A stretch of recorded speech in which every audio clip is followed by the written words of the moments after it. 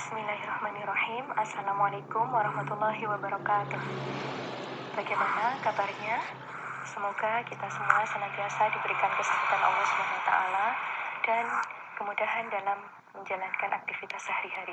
Amin, amin ya rabbal alamin. Baik, minggu lalu kita telah mempelajari materi tentang konsep dasar bahan ajar. Selanjutnya, hari ini kita membahas tentang jenis-jenis bahan ajar dan karakteristik bahan ajar yang baik. Coba kita jawab pertanyaan berikut. Siapa yang berhak dan dapat menjadi penulis bahan ajar? Menurut Anda, apakah semua orang bisa menjadi penulis bahan ajar? Ataukah ada persyaratan tertentu hingga seseorang dapat menjadi seorang penulis bahan ajar? Ya, jawaban yang tepat. Pendidik, baik itu guru maupun dosen, berhak dan dapat menjadi penulis bahan ajar atau buku ajar, sehingga sesuai dengan kompetensi materi yang akan disampaikan. Berikut ada beberapa persyaratan seseorang dapat menjadi penulis bahan ajar. Yang pertama tentu harus menguasai materi. Apa yang ditulis dalam bahan ajar tersebut harusnya sesuai dengan bidang keilmuan yang ditekuninya. Yang kedua, memahami kurikulum. Karena kita tahu bahwa bahan ajar itu memiliki sifat yang sistematik dan disusun berdasarkan silabus dan kurikulum yang berlaku. Berikutnya, seseorang tersebut memahami tujuan pembelajaran dan memiliki kemampuan untuk menyusun bahan ajar secara sistematis. Sebelum kita lanjut ke materi inti, silahkan diskusikan pertanyaan-pertanyaan berikut ini dengan kelompok Anda. Yang pertama, bahan ajar memiliki beragam jenis. Ada yang cetak maupun non-cetak. Bahan ajar cetak yang sering dijumpai yaitu handout, buku, modul, brosur, LKS, dan sebagainya. Jelaskan perbedaannya masing-masing. Yang kedua, secara umum, buku itu ada beberapa jenis, yaitu buku sumber, buku bacaan, buku pegangan guru, buku bahan ajar. Jelaskan keempat jenis buku tersebut. Yang ketiga, buku ajar berbeda dengan buku referensi. Silahkan dijelaskan. Yang keempat, menurut Anda bagaimana karakteristik bahan ajar yang baik?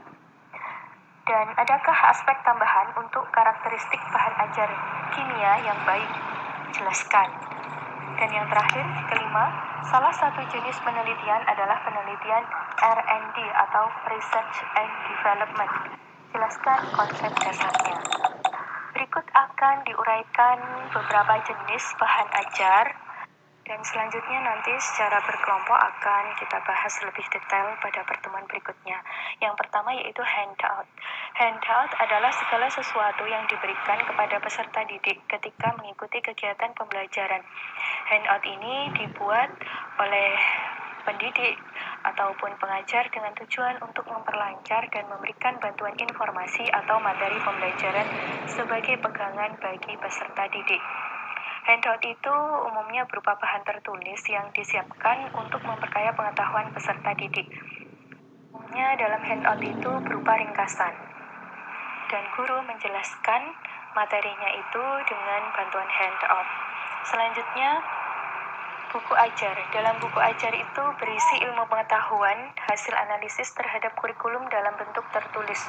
Contohnya di sini buku teks pelajaran, sehingga sering disebut buku ajar itu juga dengan istilah buku teks. Buku disusun dengan menggunakan bahasa sederhana, menarik, dilengkapi gambar, keterangan, isi buku, dan daftar pustaka. Jadi buku ajar adalah bahan tertulis berupa lembaran yang dijilid yang berisi ilmu pengetahuan yang diturunkan dari kompetensi dasar yang ada dalam kurikulum yang berlaku untuk kemudian digunakan oleh siswa. Di dalam buku ajar atau buku teks ini memuat kegiatan-kegiatan pembelajaran yang dilakukan oleh siswa.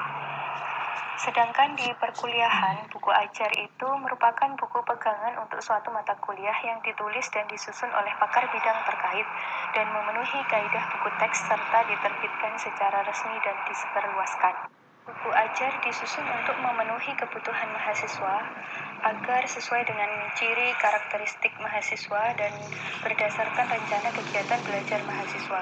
Jadi seperti di awal sebelum perkuliahan itu dosen biasanya menyusun suatu rencana pembelajaran semester atau RPS yang di dalamnya disesuaikan dengan capaian pembelajaran mata kuliah atau CPL-nya.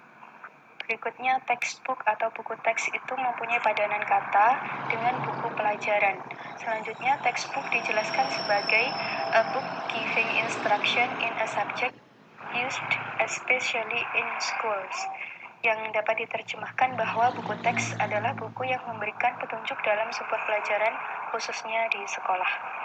Nah, berikutnya tentang ketentuan buku teks itu sudah tercantum dalam Peraturan Menteri Pendidikan dan Kebudayaan Nomor 8 Tahun 2016. Di situ dijelaskan bahwa buku teks pelajaran adalah sumber pembelajaran utama untuk mencapai kompetensi dasar dan kompetensi inti dan dinyatakan layak oleh Kementerian Pendidikan dan Kebudayaan untuk digunakan pada satuan pendidikan. Nah, jenisnya dalam buku teks itu ada dua ya, ada buku teks pelajaran dan buku non-teks pelajaran. Sedangkan definisi untuk buku non-teks pelajaran adalah buku pengayaan untuk mendukung proses pembelajaran pada setiap jenjang pendidikan dan jenis buku lain yang tersedia di perpustakaan sekolah. Berikutnya tentang jenis-jenis buku. Buku sumber yaitu buku yang dapat dijadikan rujukan, referensi, dan sumber untuk kajian ilmu tertentu. Biasanya berisi suatu kajian ilmu yang lengkap. Buku bacaan yaitu buku yang hanya berfungsi untuk bahan bacaan saja. Misalnya berisi tentang cerita, legenda suatu tempat, cerita-cerita rakyat, kemudian novel, dan lain sebagainya. Berikutnya buku pegangan, yaitu buku yang bisa dijadikan pegangan guru atau pengajar dalam melaksanakan proses pembelajaran.